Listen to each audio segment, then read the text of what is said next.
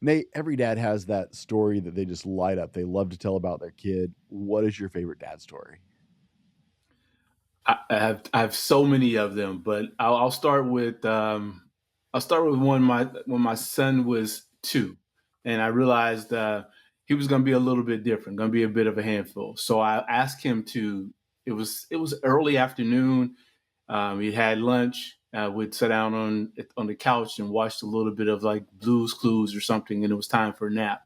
So I said, "Hey man, it's time for a nap," and he balked at this idea of that he should go take a nap. So he starts to walk up the stairs and he gets to the landing of the stairs and I say, "Hey, so what you waiting on?" And he looks back at me. He says, "Dad, you're rude and foolish, and you ought to be ashamed of yourself, and you owe me an apology." And I now he's 2, and I'm looking at him and I'm wondering, should I bow to him? Because what 2-year-old puts a sentence together like that? Or should I run up the stairs and throw him off the ledge? So yeah, it was one of the moments, and I realized this kid is gonna be different. Wow, yeah, I don't know any 2-year-old that could say that string of words together, much less He, like you want to he, applaud. It's like, well, that was actually really well worded. it was spectacular. When Yeah, they go that well, you're just like, I really don't appreciate that, but you did it really well. you did it really well, and it's one of those things that reminds me all the time that children become what we programmed them to be. And so as his tree and him being my fruit, that's the stuff. My wife and I started reading to him obviously in the womb, and before he could talk, he was listening to multiple languages and so forth. And so there was no surprise. It really shouldn't have been a surprise that he said that, but it shocked me nonetheless. Oh yeah, I think that would shock any dad. Yeah.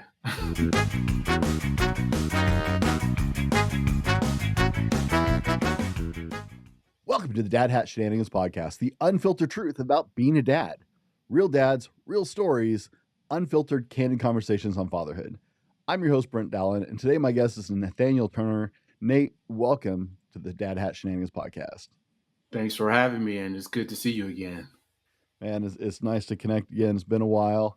I was looking actually back as to what season you were on my other show, and it's like, wow, it's been a hot minute. So it's great to see you, man. I'm looking forward to this conversation because you and I have talked about fatherhood in the past, and I know you Mhm. have a lot of value to share with dads today. But right off the bat, I'm digging the hat. For all of you listening on the audio, it is a beautiful purple. Is that a light in the front? It is. Let me see if it comes on. It may be dead because I haven't charged it, but yes, it's a hat with a light. So what is the dad hat story? I've got to ask.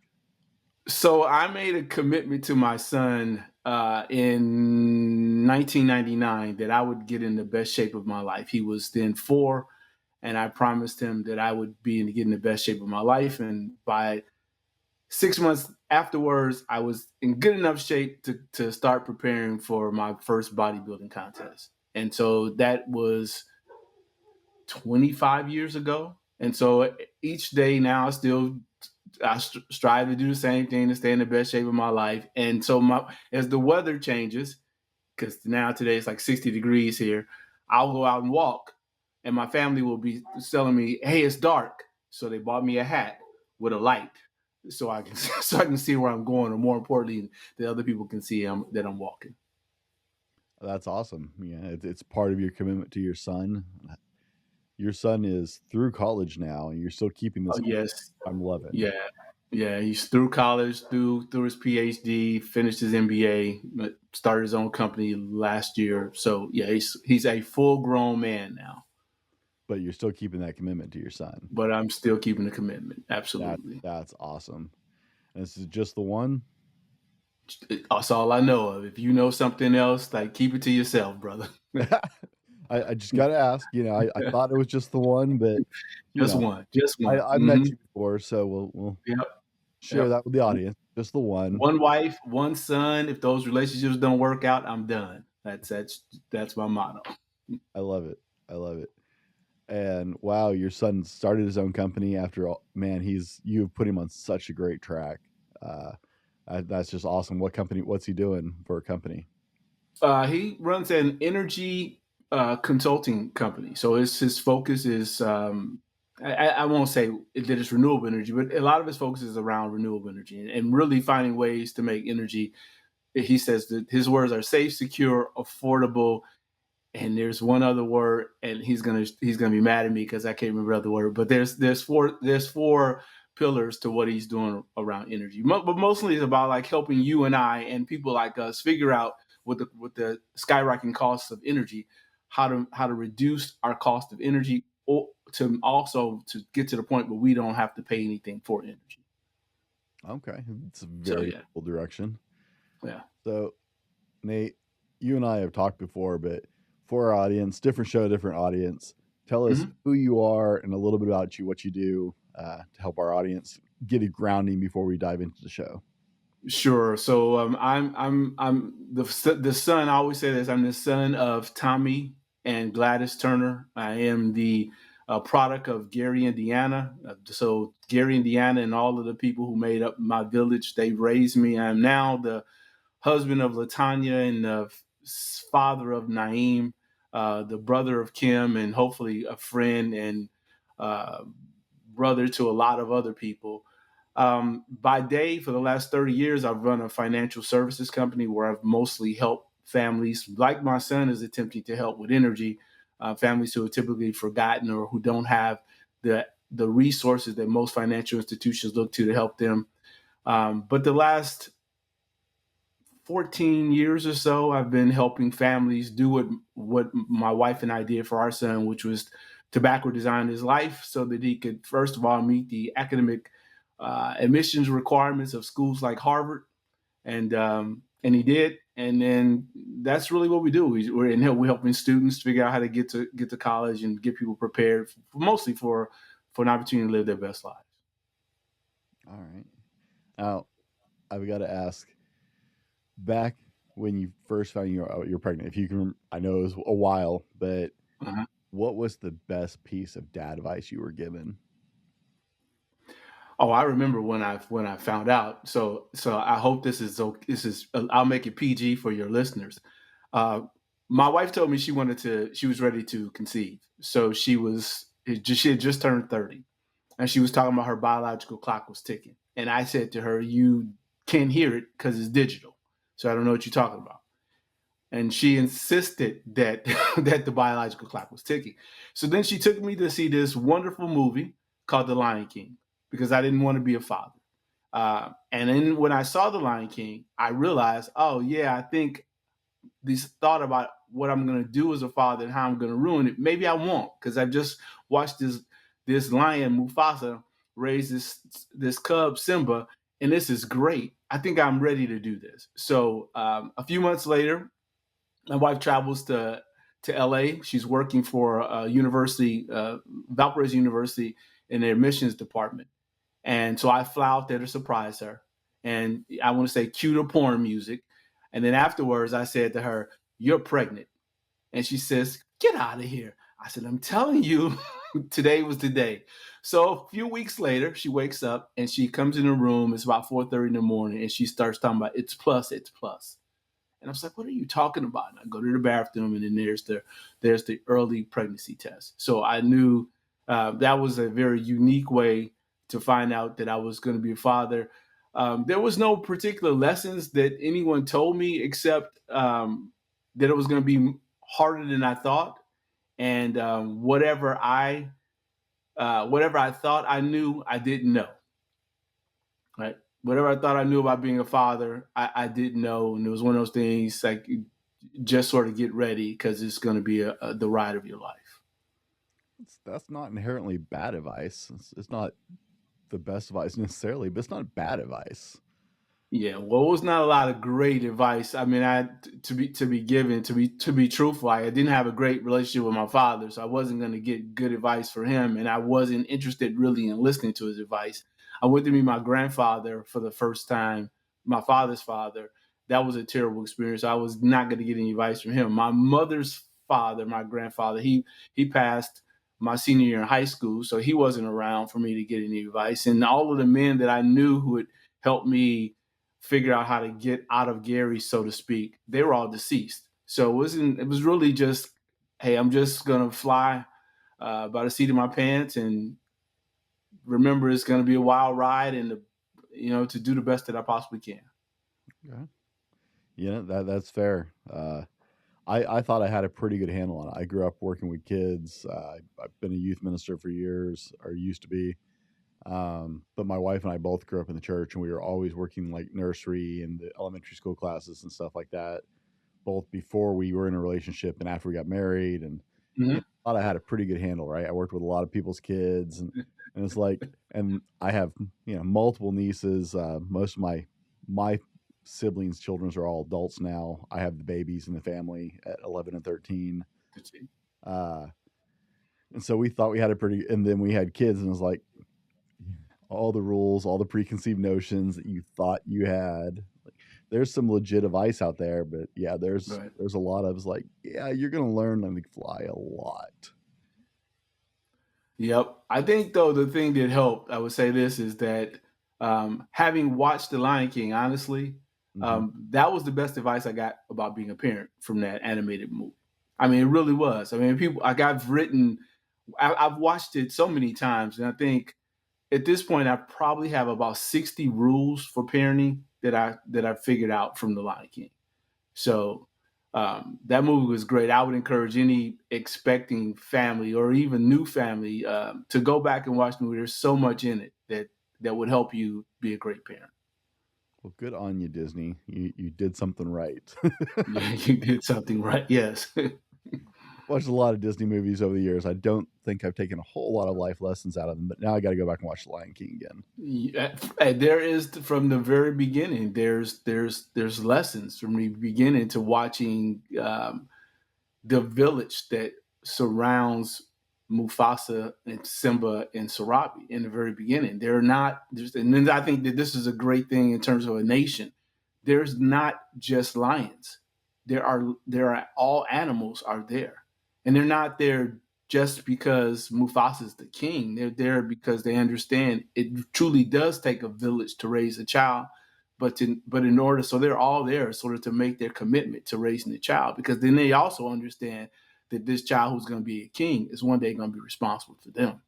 And that's the beauty of what we do when you have a child. We are supposed to raise children who understand and will care deeply about the planet. And the people who understand that one day they'll be old should come and make sure that they pour into those children all the things that will help them to be great leaders. Yeah, I like to tease parents. Like, remember, one day your kids will be either taking care of you or plugging you into a nursing home. Absolutely, Right? right. They will be in charge of your care later in life. So make sure you raise them well. 'Cause Yeah, it's a great thing to go see. And any dad, like the very first scene that where's Mufasa, and he doesn't want to get up, and he says, "Before 7 a.m., before sunrise, he's your child." Which is just in that point, she's like, "No, like you get up. You made this child a promise. You said you were gonna get up and show him, and that is what it means to be a father. Like you can't make excuses. You make a promise. I don't care how uncomfortable it is, how inconvenient it is for you. If you make a promise, you got to get up and go do what you said you're going to do. That's right in the beginning. yep, I got to go watch the movie again now. That's what You I'm later this afternoon. you got to go watch it. Gotta go watch it again now. Yes. I'm not thinking I was looking deep enough when I saw it originally. Yeah. Well. Yeah. Well, or I look too deeply at it. So there's that. You know what though? If the lessons are there, it's worth going back and checking out, because we watch. I'm a movie nerd. I love movies. I love to watch movies. I don't watch as many as I used to, but I mean my video collection was in the hundreds back when it was still on VHS tapes. Gotcha. Yep. Old saying that out loud, VHS tapes, but Well. I Nope. own thousands of movies probably at this point. I've had to digitize my whole collection because I had to remodel my living room to put in shelving for all my DVDs at one point. No. Right. Uh, Yep. Then it was Blu-ray. right? Yes. I got tired of buying the same movies again and again. Yeah. Um, but I love to watch movies, and some of them I watch just for pure entertainment, and some of them, I'm looking for things. I never really thought about digging deeper into Disney, but hey, I'm worth looking, right? I have so many of them that if Disney ever wants to hold a parent camp, I can hold a parent camp for a whole week on the lessons from the Lion King. This is no exaggeration. I'm absolutely positive. There's so much. There's so much there. So rich. Nate, what is the best part about being a dad? At this point, is watching to see if I succeeded or failed. I mean, it really is. I see being my son's father, and I try to change that because it's like an attachment. So the guy who calls me dad, watching life through his eyes is like the ultimate test, the ultimate test of whether or not I am who I said I was. Like, the better he is, then it suggests that maybe his parents did something right. If he fails, I've always said that to him. If you fail, it's my fault. If you succeed, it belongs to you. So that's really the test. I get to watch life unfold from his eyes and to see if we did enough good stuff to help him have the kind of life he wants to have. Fair. It's absolutely fair. I've still got a few years before I to try and do my best before I'm looking at it from that angle, but I definitely think that's a fair assessment. Yeah, I mean, the truth is, if you even now, I mean, I've felt that way the entirety of his life. So to now he's 30, but Mm. when he was 3, when he was 5, when he was 10, I've always felt like um, his his outcome. Again, I'll use because you said you pastored, so the tree and the fruit analogy works really well, and you get it. If a tree is judged by the fruit that it bears, the tree is always judged by the fruit that it bears. It's judged by the fruit when the fruit is small. It's judged by the fruit when the fruit is ready for the harvest. It's always judged. And so I judge myself by how well my fruit is turning out at whatever stage that the fruit is being produced. Yeah, like I said, I think it's fair. I like the analogy. The tree and the fruit analogy works. I live in the middle of orchard country, Okay. just to the west of us, 30 miles is the apple capital of the world. This is orchard land. We have pears, we have apples, and we have cherries out here. In like You're in just Washington, yeah, central Washington. Washington State. I've worked out outside. I remember that. Uh, and it is, yeah. I mean, I'm up on the plateaus, so it's hay and corn and potatoes, but just 20 miles to the west of us, it's orchards, like thousands upon thousands of acres of orchards. So I have several friends who are orchardists, and it's like, yeah, no, I get that. I've been there when they cut trees out because they stopped Right. producing. So that really works for me. Nate, Mm. what do you want to dive into today on fatherhood? What's on your heart?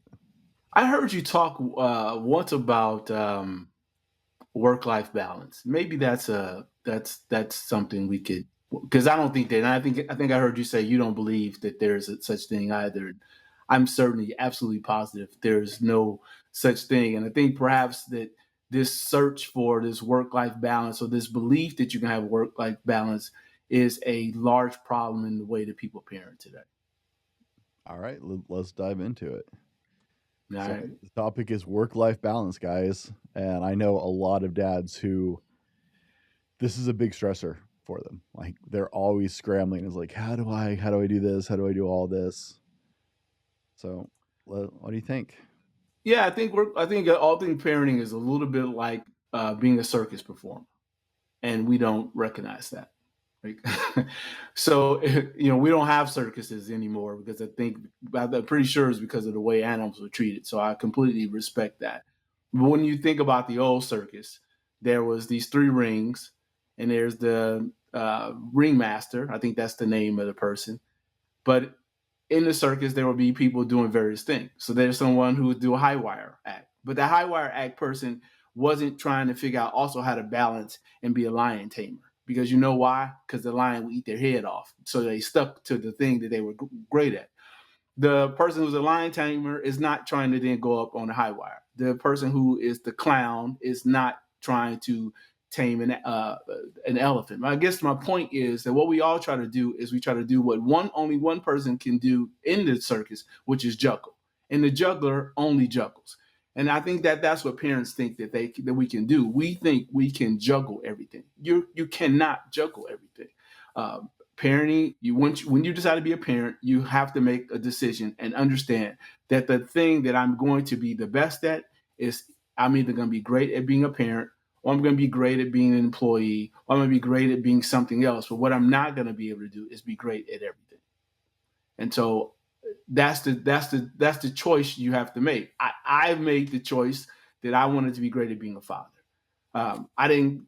Some of the people in my industry want to be great at being financial advisors. They want to make gobs of money and have all these assets under management and all that kind of stuff. That didn't matter to me as much as making sure that my son had the best opportunities to have a great life. And I think that's where we get a little lost in our society today, where we're thinking we can have everything. You cannot have everything, and you'll never have work-life balance. Something will always be out of balance. You just may not realize it until it's too late. I miss the circuses. I grew up going to like the Barnum and Bailey circus back when it was like at the big like coliseums, like the big dome cities, right? It would come through out here, Yep. the Tacoma Dome or something like that, the big sports arenas. I understand backing off on the animals. There was one that came through town. I've only taken my kids to one circus because Okay. one came through the area. I think they had a dog act, and they carried around a snake so people could see it, but it wasn't like a performing snake kind of thing. Um, the kids got a kick out of the high wire, but I miss those Mm-hmm. events because like going Mm-hmm.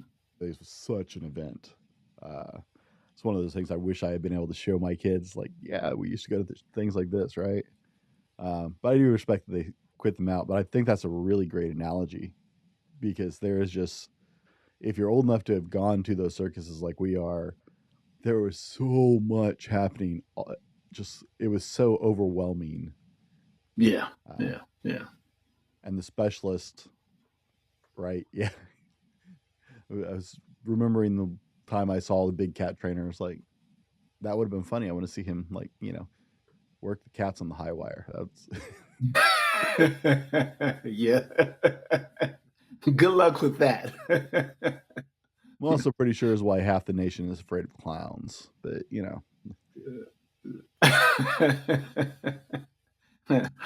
Oh my. I think you're absolutely right. I think as dads, we're always trying to juggle and find because and that's the thing. You don't have to give up other dreams to become a father. It just means they aren't the highest priority at the moment. Correct. Correct. So You can. how do you recommend approaching this? Because I mean, there are a lot of men listening right now who are in this stage, whether their kids are really little, or in the middle somewhere, or even older, going, okay, well, I still got to be an employee, or I'm trying to run my business. I've got to be a husband. I've got to be a father. I want to build this or do this. I would say this. I think a lot of things we do are ego driven. Um, so I want to say I realize there are realities in life that we have to earn a living because there are bills that have to be paid. There's rent or a mortgage that has to be paid. That we want to have a place that our family can be safe and secure and have clothing and all that kind of stuff. But it feels like a lot of the stuff we do is the pursuit of, again, here's another reference of things that rust and moths do destroy. It feels like a lot of it has little to do with anything other than proving to other men, because we love to measure ourselves against other people, that somehow we're equal to another man and what he has, what he drives, what he wears, etc. But I know this: at the end of your life and my life, There'll be no comparison written about you or I in our obituary with another person. There'll be no words spoken at our eulogy, if anyone cares to eulogize us, that'll compare us to another person. There'll be no words on your urn or your tomb that compares you with another person. And so that if the end doesn't matter, if the end doesn't take in consideration a comparison to another person, why then are we living our lives every day trying to compare and compete with other people? I feel like that's where we sort of lose our way. Who's going to write about me when I'm gone? More likely than not, my son's going to write my obituary. Who's going to say something about me when I'm gone? More likely or not, my son is going to be the person who speaks about me when I'm gone. Who's probably going to be responsible if I have a tomb or urn? It's going to be my son. And so then, if that person is going to bear that responsibility for me in the end, why shouldn't I bear that responsibility for that person while I'm still here? I think that's really, really a great point. Um, I feel very, very blessed. I grew up a preacher's kid. My dad preached for 40 plus years. Uh, Okay. but growing up a preacher's kid, I attended a lot of funerals. From the Mm-hmm. time I was very young, I attended a lot of funerals, which might seem odd to some people who didn't grow up in that life. But for me, it actually made a really deep impression early on in my life because that's what I heard. I heard family Right. members get up and talk about these people, right? Um, I mean, I heard some business stories along the way, right? You know, oh, he did this, Sure. Absolutely. but that was usually a fun or. But I heard for years of my life going to various funeral services. I listened to families talk about the person who was no longer there, right? And the Mm-hmm.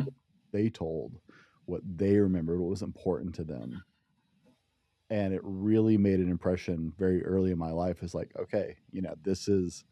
I know. I decided by the time I was like 12 or 13 that two of my big life goals were when I died, someone's going to be able to say I was a good husband and a good father.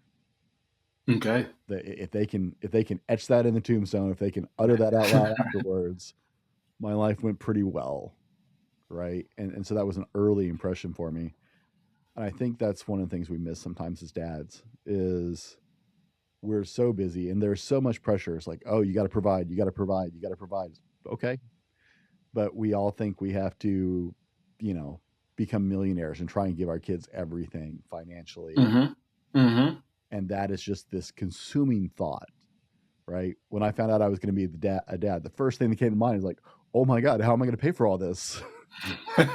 Right. I don't make Right. enough money. um, Right. Right. and I think a lot of men feel that way, and so we get obsessed with that part. Mm-hmm. Yeah. Provision doesn't have to be just monetary. And to your point, when we're thinking about providing, it's just the way we're socialized. We think about provision in terms of what can I give them that is tangible, that costs uh, money, that they can wear. But provision is also what can I give them so that they can be the kind of human being that cares about the greater good? What can I give them that allows them to be intellectually ambitious and curious? What can I give them so that they have an understanding of other people's cultures and the planet itself? What can I give them so that they care deeply about something greater than themselves? That's a provision too, but very few fathers understand that. Like we're simply and living in this, what is it, FOMO, fear of missing out. We're all thinking we're missing out on something if we don't have some material possession. Like, I'm just telling you, that's just not what this life and this journey being a father is about. It is not about materials. It's about when I leave here, because most of us are not going to leave great wealth to anybody. So I'm not a robber baron, and you're not a robber baron, and we're not the gilded age people of today. So I am not going to. It is unlikely that I'm going to build some big something to give to my son and leave it to him. But even if I did, if I don't raise a good human being, he's going to squander it pretty quickly. So, what am I going to leave? The best thing I could leave is a person who lives their life in such a way that when I'm gone, someone could say, oh, yeah, you are the son of, and then I get to continue to live. My father gets to continue to live, hopefully, because I'm going to live a decent life. And people are going to say, well, you started off, you said, who are you? I said, I'm the son of Tommy and Gladys. My mother is still alive, but my father is not. My father gets to still live. And you don't know my mother. And deciding, if once you decide what kind of human being you think that I am, you'll decide what kind of human being you think my mother is. So she gets to continue to live and hopefully live in a way that people think of her positively. So I think that's the provision that I think we should spend more time thinking about. I would absolutely agree. My father spent his last year of life here in my house. My mom still lives with us after my dad passed a couple of years ago. And you were talking about, your kids are going to be the ones who speak at your funeral. And I Mm-hmm. over my father's funeral, planned it with my siblings and my mom. And you were talking about it's like, man, there's so much truth in that insight. Because yeah, my brother and I were the ones working with my mom to plan my dad's funeral, his obituary, uh, Right. and it's been a couple of years now. But one of the great things, like every now and then, I'll run into somebody and they're like, "You're Dave's kid, aren't you?" I'm like, "Yes, Yes. I will take that association." Right. Yes, Right. See, Dave's still alive, and the better you do, the better they remember Dave favorably. Yep. My dad and I didn't talk at one point for probably about 20 years. mm, And the interesting thing is that when my father passed, my family called me because I'm the writer in the family, and they asked me to write the obituary. And I thought, well, how interesting this is that this guy and I didn't have a great relationship. But when he's gone, he didn't think about this. And I'm sure if he had thought about it, maybe our relationship would have been different.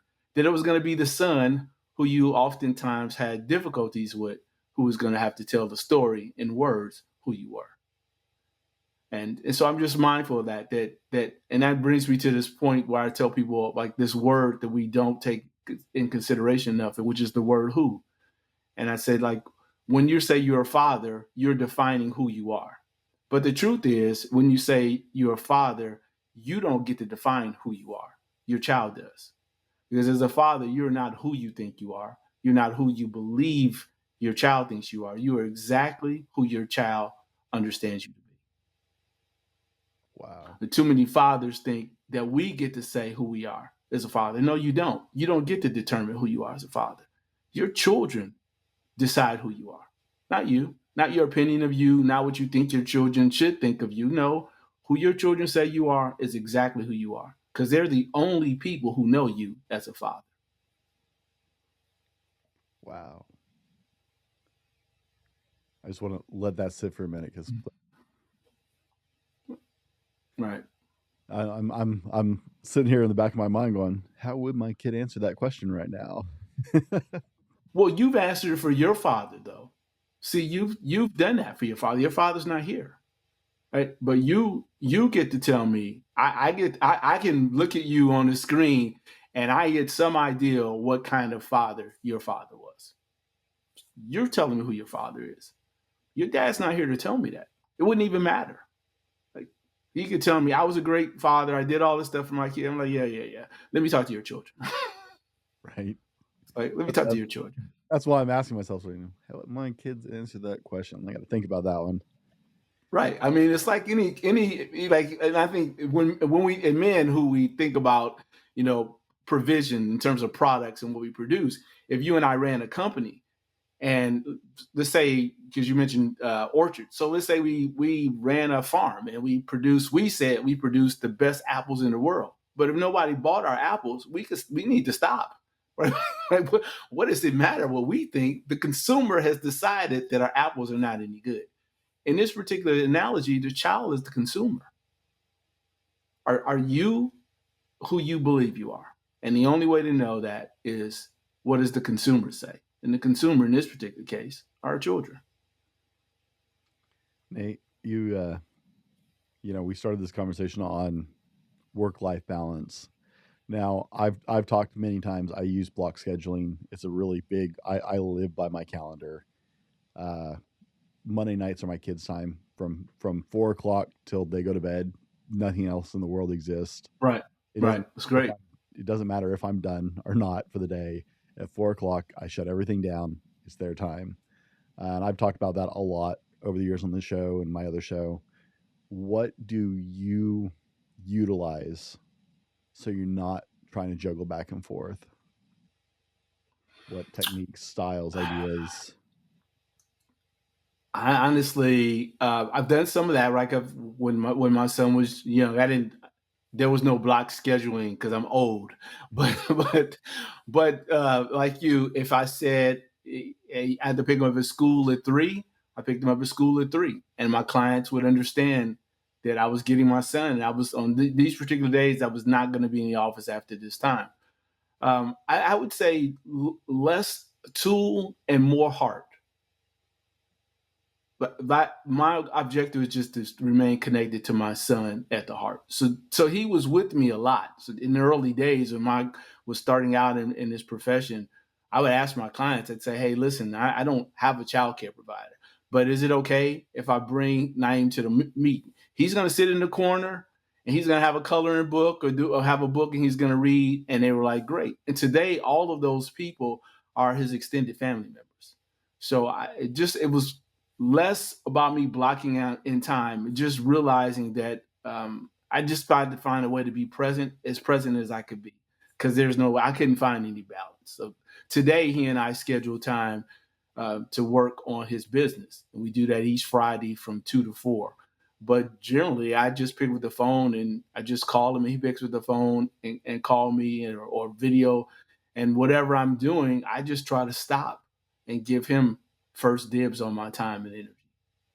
But that's I don't know that that's an effective way, but I figure if if today were my last day on the planet, and it very well could be, there is nothing that would that would be more important to me than having a conversation with him. So I just stop. Whatever I'm doing can't be that important if I when I look at it from that lens. If today was my last time to have a conversation with him, and I see, oh, Naeem is calling me, and I can't do it now because you and I on this recording. So I probably would let it go to voicemail. But outside of that, I would take the call. I would say, excuse me, I got to take this call. This is my son. And most people would understand that. They're like, okay, fine. Take the call. I'll call you right back. Okay. You got a dad joke for us?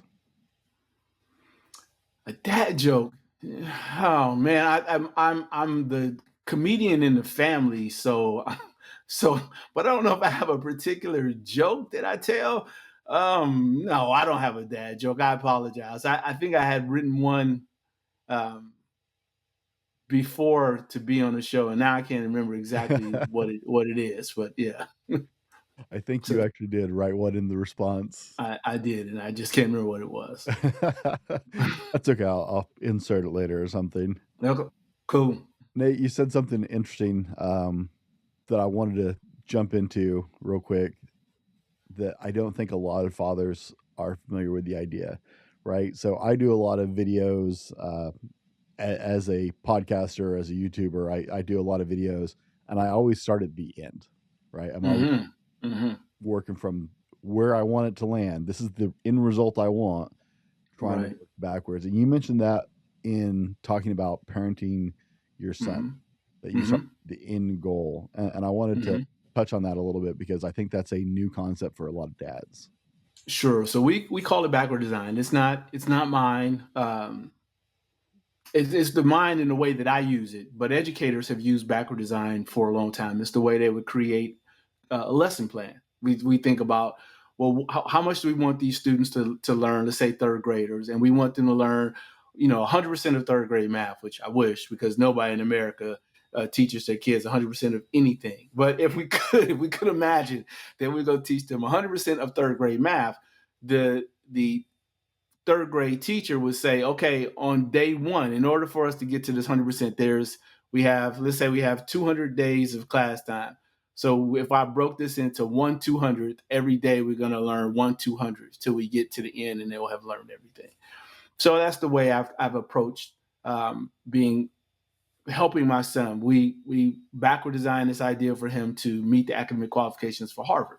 Well, what does that mean when you have an unborn child? Well, it means that there are things that we learn in science that we should do to stimulate the brain of of a of an not an embryo, but as a life that's growing inside of a mother's womb. And there are things you should do when a child is born, and there's things the child should be able to do by the time they're one, and things they should be able to do by their two and three, etc. And so you're working backwards to get to the place that when your child takes this SAT test, they can score well enough on the SAT test, or their grades are good enough. Or because most families, sadly, wait till their kids maybe are eighth graders to start thinking seriously about where I want my kid to go to college. And by then, I don't say it's late, but it's much more difficult to do if you wait to their eighth and ninth and 10th graders than it would be if you spread it out, right? The journey from 0 to 18. So that's a little bit backward design. It's like GPS. You and I decide to meet somewhere. You are in Washington. We decide, I don't know, we're going to meet in Hawaii. You got to map out a route to get to Hawaii. I have to map out a route to get to Hawaii. But if we plan it correctly, we can arrive at the same time. And that's sort of what backward design is. All right. I yeah, I don't think a lot of parents, right? We especially early on, you're just like trying to figure out how to survive. It's like, oh my gosh, how do I change a diaper? Why are they still Right. crying? Right. We Right. thinking about college or the end game at that point. I think a lot of parents just get into this. We're doing life, trying to get through today. We're trying to get them past fourth grade or whatever, right? But the interesting thing is that is the children oftentimes are the only thing that we think about that way. See, if you're a person and you say, I want to be a medical doctor, you're not thinking about, oh, I just got to figure out how to get through lab. You're not thinking about that. You're thinking about one day when I have my practice. So everything you do, you understand is a part of the process to get to where you want to go. If you meet a woman and you think she might be the woman that I want to marry, there are things that you are doing in order to secure this commitment that she wants. And so, but when we have children, we act as if that's different. It's not different. It's the same thing. But wouldn't we give the same intentionality to another life that we know one day is going to be an adult that we would for anything else? Why would I give an intentionality to growing a business, but give no intentionality to growing a child, or growing a human, or growing an adult? That makes no sense whatsoever. But that's the way that we socialize um, being parents in this nation. We socialize the ideal that it's just, hey, there's no book for it, there's no methodology, just got to figure it out. No, that's the dumbest thing in the world. We don't just figure out going to college, there's a process. We don't just figure out driving a car, there's a process. We don't just figure out building a building, there's a process. Well, there's a process also to raising the kind of life that would be happy to say good things about you in your obituary, in your eulogy, on your tomb or your urn. There's a process. We just have to apply that. I love that thought.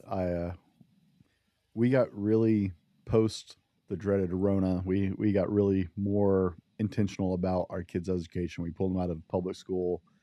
Uh, our schools did the best they could to come up and fumble with some kind of program to have education continue during that time when everybody was at home. Mm-hmm. That gave us this window into the public school system that we thought we were pretty like my wife was the head of the parent volunteer committee. She was at the school twice a week anyway. We knew the teachers and we have and I'm not crapping on we have a lot of friends who are teachers who are really great Sure. teachers. Mm-hmm. And there are a lot of really good teachers that are forced to teach what the system says they're supposed to teach and Sure. Absolutely. do. But we got this insight into what my kids were being taught. And it's like, yeah, it's time to rethink this and take this in another direction. My oldest daughter was already starting to struggle a little bit with it was too simple for her, right? Mm-hmm. Starting to get distracted and get herself into trouble that way, and been doing homeschooling ever since. And it's so funny because my daughter gets frustrated with math because it actually challenges her because she's not doing let's see, this year she'll be in eighth grade. Well, she's been doing math that they teach in high school already for 2 years. Right, right, right. And, and she's like, oh, she got used to things being easy and was like, oh, this actually challenges me. Well, honey, it should challenge you. That's okay. Absolutely. Right? But it took that to get us serious about being a little more focused on how do we need to support the kids in education, right? I grew up a public school kid, so I was like, we put them in school, they'll be fine. But that was a dinosaur's age ago. These days, I, I get a kick out of that. It's like, wow, it's been a minute. My kids were like, Dad, what year did you graduate? I'm like, before you were born, a lot, child, by a lot. You get invited to the, God, I think, 30-year reunion or whatever, and you're like, that's Yeah, interesting. well, yeah, Uh, well, try your 40. I think if we had our reunion, this should be 42 years since I was in high school. So yeah, again, like I said, I'm old. Yes. a lot of dads don't. We like to pretend it's not, but the system has changed. The world Mm, changed radically. We like to think, oh, absolutely. it's the same as when we were growing up. It's not. It's really No. not anymore. So it The, took that wake up call for us to get intentional about it. yeah. Yeah. I think the truth is that what my sense is, and so I want to say this. I don't hear you complaining or saying anything bad about educators. My wife is an educator, Hmm. been everything from a high school guidance counselor to a university dean. So I've seen the landscape of education through her lens for a long time. And she and I have disagreed vehemently on the state of education. Today, she's, I would say, on the dark side with me in terms of what's taking place. And I would say this: the truth is that what you and I are now discovering is that was something people have already known. People who have wealth and privilege have always escaped the traditional forms of education. That's just something we've done. We've all been convinced to essentially outsource everything we do to somebody else. Wealthy and privileged people haven't done that. They've always sent their children to great private schools. They've always hired former college professors and so forth to teach or coach their children. They've always had professional athletes working with their kids if they thought their kid had an aptitude for something. The thing is that we now live in a world where we are able to see what everybody's doing. Everybody's sharing it. Nobody keeps it a secret anymore. It's on Instagram. It's on YouTube. It's on right. It's on TikTok. Everybody's sharing. Everybody's saying, "Well, whoa, wait a minute. Why did they get to do all of that stuff?" So yeah. So now we're kind of awake that maybe that there is something better, but there's always been something better because the folks who have always remained at the top have done so because they weren't doing what the common person was doing. So Yeah, now you get a chance to do what the uncommon person was doing, and you get to do it. And now more people are doing it. They're commonly choosing to do that thing as well. absolutely. Nate, where can people connect with you? What's the best place to find you?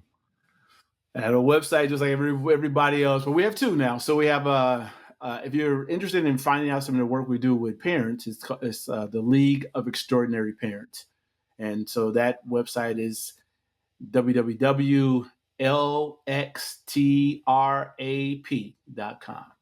The League of Extraordinary Parents, lxtrap.com. And if you just wanted to see what I'm up to and the ramblings of a crazy man, you can find me at nathanielaturner.com. NATHANIELA as in Apple, TURNER.com.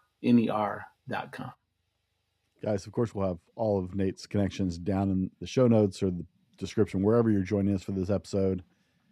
Nate, what is your best piece of advice for dads? Better than what we've already talked about. I don't Um, think it's better than that, but I would just ask. I would ask dads to just ask themselves, who do you want to be when your time on this planet is up? Like, who do you want your children to say you are? And that's it. I want fathers to think about that. Who do you want your children to say you are? Who do you want them to write that you were? Who do you want them to say that you were? What would you like them to say about you last 3 to 5 words that they're going to leave for you on the tomb or urn? Like, what do you? And if you know what those things are, then get to work making sure that's reality. And if you don't, get to work thinking about what it is that matters to you. I came across a quote the other day, and it was, if your kid grew up and was just like you, how would you feel about that? Yeah, that's I'm gonna have to ponder that. Right? It's like, that's every example you set, your health, your way you treat people, You're everything is like, oh, I'm gonna have to sit with you that for a while, and you maybe, are modeling. right? Yes, you are modeling. Yep. Nate, thanks for coming on the show and hanging out with us today. Guys, be sure and check out what Nate's got going on.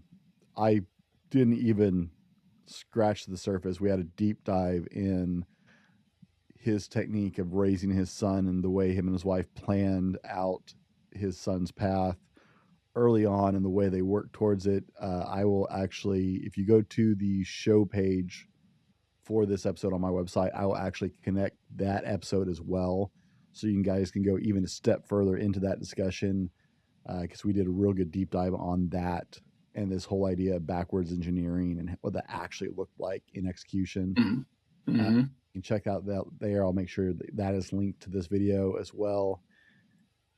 Guys, thanks for joining us on the Dad Hat Shenanigans podcast. We're just a community of dads navigating life's challenges together.